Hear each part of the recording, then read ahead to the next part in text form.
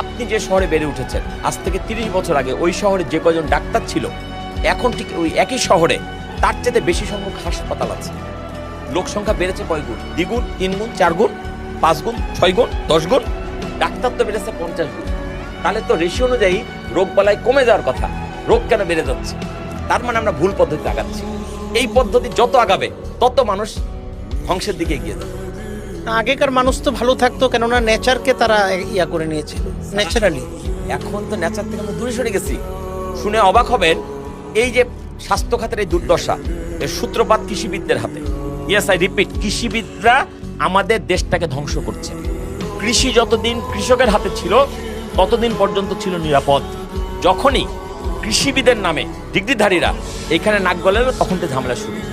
এরা গবেষণাগারে নানা রকম জাত আবিষ্কার করে, যেগুলো একটা কীটনাশক আর সার ছাড়া উৎপাদন করা যায়। বাংলার মাটিতে, বাংলাদেশের মাটিতে এখন বছরে 16,000 কোটি টাকার কীটনাশক ছিটানো হয়। কত? 16,000 কোটি টাকার কীটনাশক ছিটিয়ে ফসল উৎপাদন করা হয়।